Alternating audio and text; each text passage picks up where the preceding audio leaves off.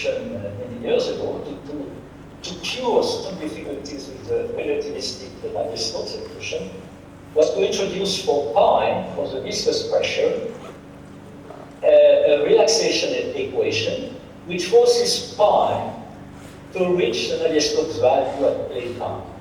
So if you find 4 eta with 3 tau is the Navier-Stokes value of the viscous pressure, and this right-hand side is what you need to force pi to go to this particular pattern.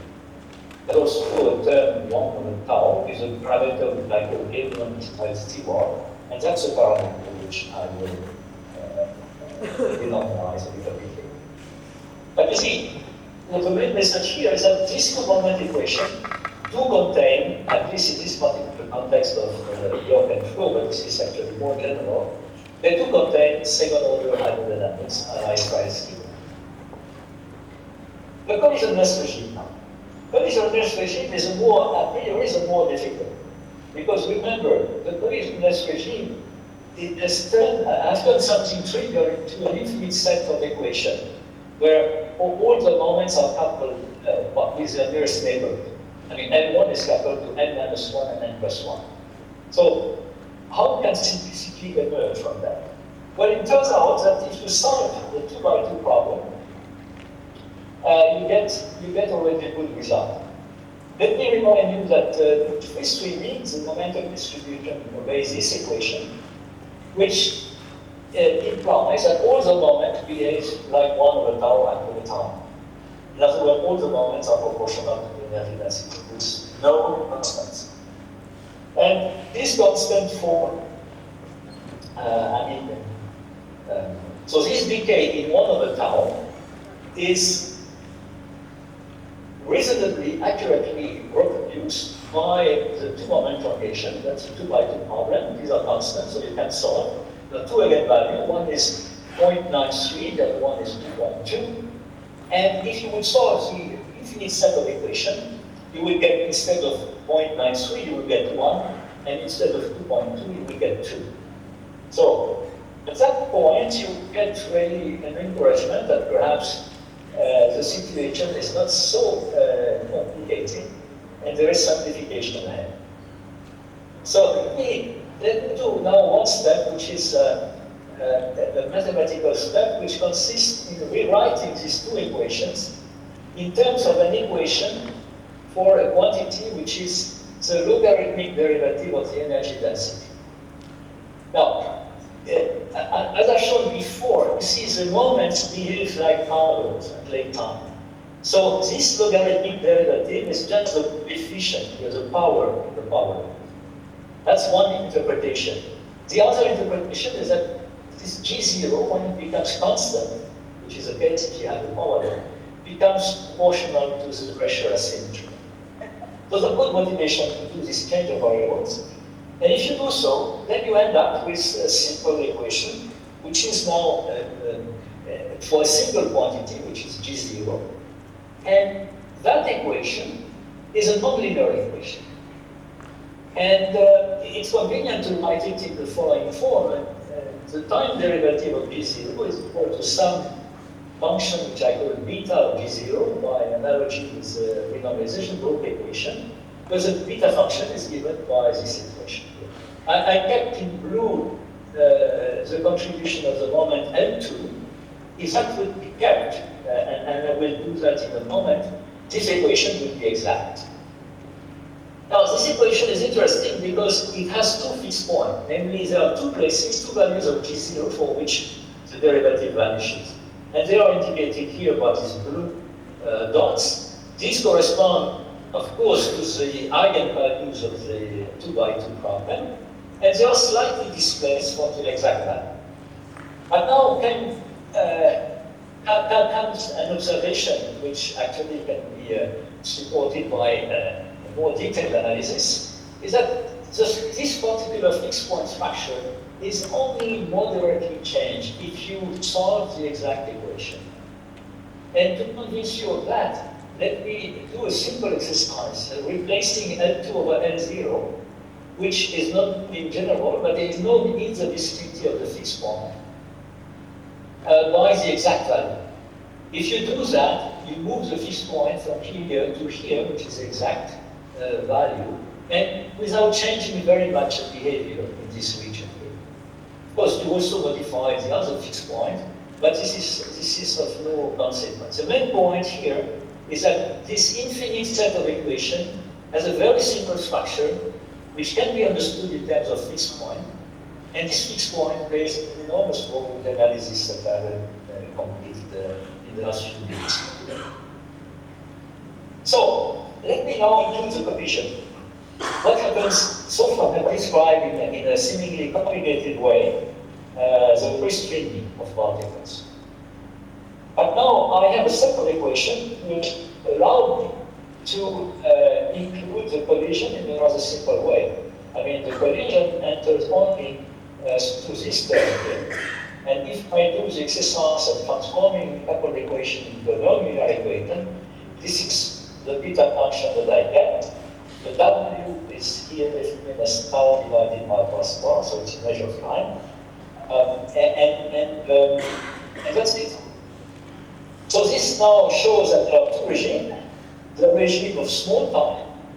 On recover, if you W ignore is ignored, you recover the previous beta function. This is two fixed point. If W is big compared to 1, only the term which multiply W has to be kept. And that gives you G0 plus A0 equal to 0. And A0 being equal to 4 thirds, that gives you G0 is minus 2 4 thirds. This is ideal hydrodynamics. And of course, in between, we have a transition between the collisionless regime, which starts at one fixed point, and the hydrodynamic regime, which goes to the hydrodynamic fixed point. And the attractor solution, which has been very much discussed in the last 10 years or so, is precisely that particular solution. So this is a picture of this attractor. So the full line here is the attractor solution. So it starts, its initial condition can be fixed even at time equal to 0, because it starts at the free streaming fixed point. So for a while, the system does not evolve except via free streaming. And then the collision starts to play a role. W is 1, time is an order of the relaxation time. And there is a transition towards the hydrodynamics fixed point. All the points in this curve here represent what we call pseudo-fixed points. Namely, they are just the location of the stable fixed point, stable free streaming fixed point under the effect of the collision. Here is a small effect. Here the effect is total in the high direction. So now, the last couple of slides, I would like to discuss, to use this simple exercise to discuss a deeper question, namely what one is trying to do when one is trying to improve hydrodynamics.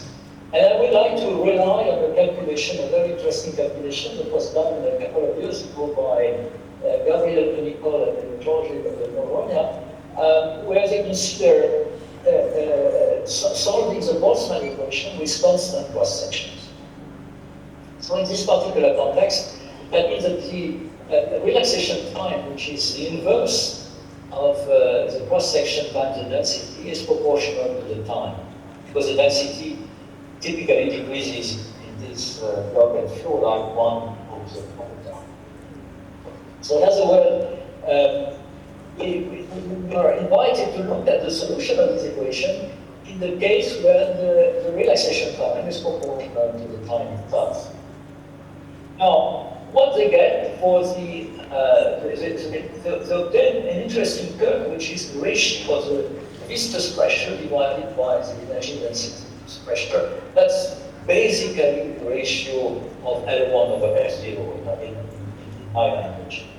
And this is plotted as a function not of the time, but the inverse of the time, which may be associated to the Knudsen number, namely the ratio between microscopic and macroscopic scales. What you see here, the dashed line is a Navier-Stokes hydrodynamic. So when W time is small compared to the relaxation time, or if you wish, when the collision rate, is large compared to the expansion rate, hydrodynamics, even in burst order, works quite well. The second curve here represents Israel's T1 hydrodynamics, with a value of the parameter A1, which is usually taken to be equal to 0, is false. If I take for A1 the value which comes out the analysis that I presented, the value is not is given and is equal to 38.28 divided by 21. And you do see this is that the black dots here represent the exact solution of the theory. So you do see something which would qualify as an improvement. It seems that we are improving Charles Stewart hydrodynamics. However, there is another curve which corresponds to A1 equals 31/15, and which fits the data beautifully, I mean the exact solution beautifully. And now, what I would like to argue is that what is being done here is not really improving hydrodynamics, but really taking care properly of the fact that at early time there is another fixed point in the landscape, which is the free-spinning fixed point. And what this evolution for Israel's T1 hydrodynamics, the two-moment equation, and this last value that I will explain in this time, is just taking into account properly the correction to the free-spinning fixed point.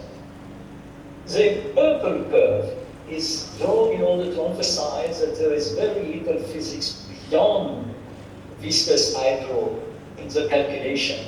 See, this is an interpolation formula. Interpolation from small Knudsen number where the result is proportional to the viscosity. Viscosity, I remind you, is governed by V1. To large Knudsen number where this ratio goes to a quarter. This can be shown quite generally. And you see that you don't need much to get the right physics. The simple interpolation formula, linear interpolation, produces an exact, reproduces an exact, almost exactly the kinetic theory. Now, where is this magic number 31/15 coming from? I mentioned a couple of times that we could take into account the effect of the high moments by a simple renormalization. In fact, this is a simple problem in which the nodes are coupled to their nearest neighbors, and that's the kind of ideal place to look at this kind of issue. But let me show you now what we can do for L2 over L0. Of course, we don't want to solve the infinite circle equation. But we know that in the vicinity of a fixed point, L2 and L0 are proportional. And L2 is proportional to L0, but also proportional to L1, because L1 is also proportional to L0. So I can rewrite this term here, which is the impact contribution to the equation, in the following way. And now I can do an approximation for L1, but it is easy, because I know L1. L1, I remind you, is even in terms of G0, L minus Pt is proportional to P0 plus P0. So this is basically, in the vicinity of the hydrodynamic fixed point, this is essentially an exact transformation, which amounts to change A1 into A1 prime, which is A1 plus C1 times the constant, everything is known here, and then 31/50. And now, to convince you that I'm not really, by doing that, I've not really improved hydrodynamics, but I have only changed the free-spinning regime. This is the result now with a constant relaxation time. This is the same equation as before. A1 is replaced by E value, depending on which context. So Israel Stewart standard, Israel Stewart for third, 38/21, which is a naive two-moment multiplication, and with a simple renormalization I explained, 31/15 exact reproduction of the kinetic theory. This is for P-L over Pt, and hydrodynamics is concerned with what is going on here. Basically, what we have been doing in MMAP is improving the rotation of the free spinning fixed point. And doing so, we have actually cured the problem with this one Stewart hydro, which is that it typically predicts region where PL, the longitudinal pressure, will be negative. We understand now this has nothing to do with hydrodynamics. It has just to do with the fact that the free streaming is incorrect in this part. Okay, so I guess I'm coming to the end of my talk. So what I have shown to you is that within the simple context of the organism, you can analyze in very detail the solution of the kinetic equation. And so I have introduced the special sets of moments, which are particularly convenient for the analysis. I have argued that two moment propagation is enough to capture the main features of the transition from the collision velocity hydrodynamics, collision energy to hydrodynamics. And at the end of the talk, I showed that simple renormalization of the second order coefficient allows us to reduce perfect agreement between these. The attractor emerged, as I said, as a solution that were two fixed points. And what's interesting is that, in fact, why fixed points interesting? Once you have a fixed point, you know the value of the function at the fixed point, and you know by standard analysis the behavior of the function near the fixed point. And this is what allows us eventually to obtain a very simple solution. And the transition to electrical dynamics, to come back to the issues that I was raising at the beginning, it is occurring where it is supposed to occur. That is when the collision rate becomes comparable to the expansion rate. There is nothing mysterious here. The fact that the pressure symmetry looks large, it is perhaps an effect of how you characterize it. In terms of ratios of moments, this is a 20% effect. So viscous correction should be able to cope with that. And yeah, so the sentence is what I just emphasized a moment ago, so that we not repeat. Okay, so thank you very much for your attention. And again, Vikash, warmest congratulations on your one-year celebration.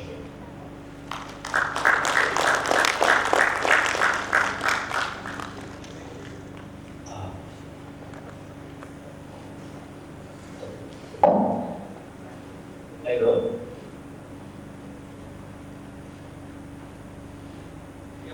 Take some questions if there is any. Yeah, sure, but please use the microphone because it's very hard to understand in the room. Hello? Can you hear me? Yeah, we can hear you. Okay. You can hear us also? Yeah. Okay. So is there any question?